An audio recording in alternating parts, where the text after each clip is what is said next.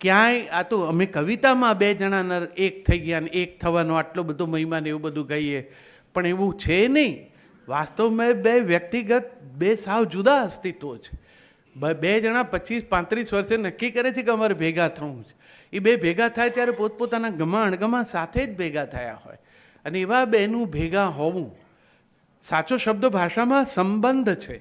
સ ઉપર પણ અનુસ્વાર છે અને મ ઉપર પણ, અથવા તો બ જોડવાનો છે.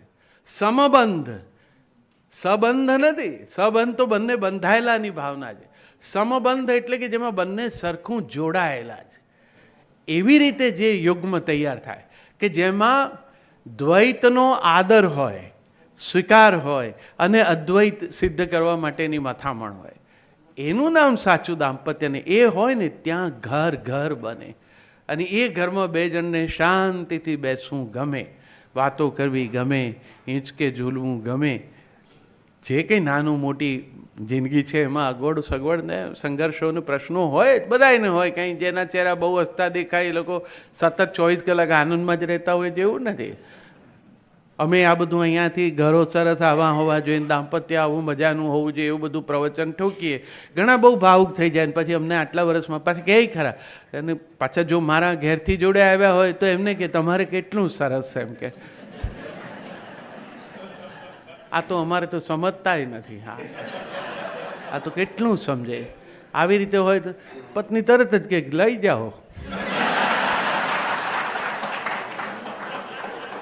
સાંજ સુધીમાં પાછો મોકલાવી દેશો.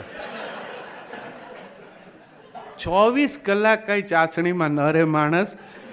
એને એના મિજાજ હોય, એના ગમા અણગમા હોય.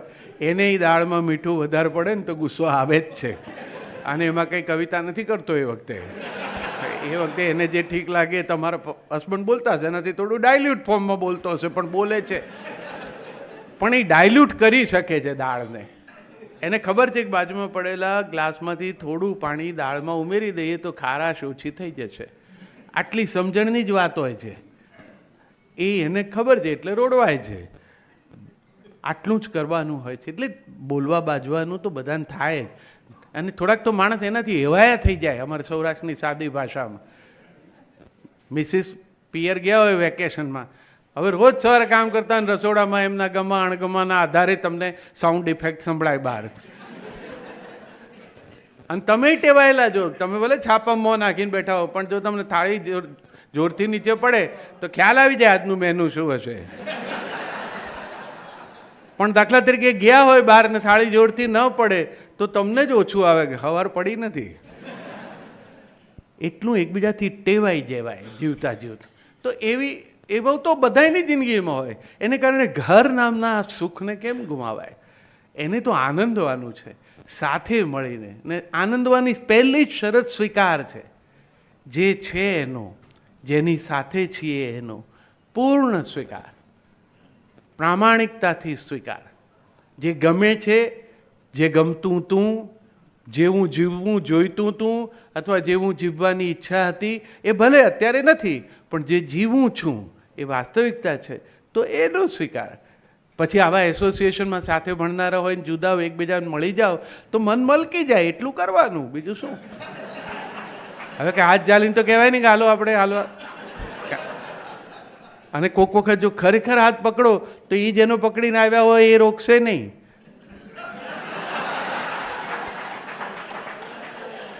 મધુર મધુર કલ્પનાઓના આધારે કવિતાઓ થાય, જીવાય નહીં.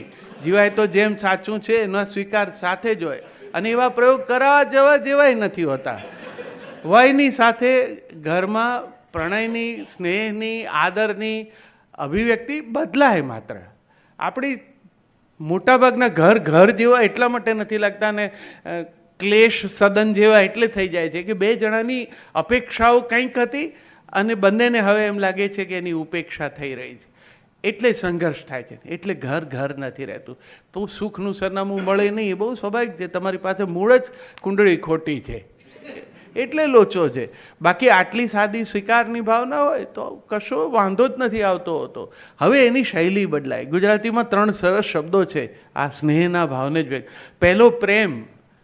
ભાઈએ જે કીધું, દરિયાના મોજા કઈ રેતીને પૂછે તને ભેજાવું ગમશે કે કેમ. એમ પૂછીને થાય નહીં પ્રેમ. પ્રેમ એવી વસ્તુ છે એમાં પૂછવાનું હોય નહીં. કેટલાક એમ માને છે એટલે પોતાની જાતને આમ એગ્રેસિવલી કોઈના ઉપર લાદી દેવી એવું કંઈક કવિના મનમાં હશે. મેં કહ્યું એવું નથી, તમે કવિતા સમજ્યા નથી. મેં એમ કહ્યું છે દરિયાના મોજા કાંઠાની રેતીને આવું ન પૂછે. કેમ નથી પૂછતા? દરિયાના મોજાને વિશ્વાસ છે કે કાંઠાની રેતી કોરી થઈને મારી રાહ જુએ છે, અને કાંઠાની રેતીને શ્રદ્ધા છે કે મોજું આવીને એને ભીંજવશે. એકના પક્ષે વિશ્વાસ હોય, એકના પક્ષે શ્રદ્ધા હોય, ત્યાં ભીંજાવવું સહજ છે અને ત્યાં પૂછવાની જરૂર નથી પડતી. એમ હોય ત્યાં પૂછ્યા વગર પ્રેમ એફર્ટ તો માગે જ. પ્રેમ કરવો પડે એટલે જ એમાં બધા એવા ક્રિયાપદો છે. પ્રેમ કરાય, પ્રેમમાં પડાય, બધું તમારે કંઈક કરવાનું છે, આયાસબદ્ધ છે. કારણ કે એ ગાળો, એ ઉંમર પણ એવી જ છે. પછીનો સર શબ્દ આપણી ભાષામાં છે સ્નેહ. સ્નેહ સ્નિગ્ધતાનું નામ છે. તમે વિજ્ઞાનના વિદ્યાર્થીઓ છો એટલે તમને ખબર છે કે ફ્રિક્શન ઘટે તો ગતિ વધે. એટલે જે ઉંમરે તમે હવે પહોંચ્યા હો 35 થી 55ની વચ્ચેનામાં, ત્યાં કંઈક ઊંજણ નાખવું પડે. એ ગ્રીઝ નાખો તો બે કાંટા આમ જોડાઈને પડ્યું આમ સરખું ઘસારા વગર આગળ ચાલે. એ ઊંજણનું નામ સ્નેહ છે. એ હોવો જોઈએ, કારણ કે સૌથી વધુ સંઘર્ષનો સમય જ એ છે. ત્યારે જ બધા વાંધા વચકા પહેલાંના જે નહોતા પડ્યા એ હવે આવે છે. પહેલાં જેટલો પ્રેમ કરતો નથી, પહેલાં જેમ આમ નથી, બધું ઓછું થઈ ગયું છે, ધ્યાન નથી રાખતો.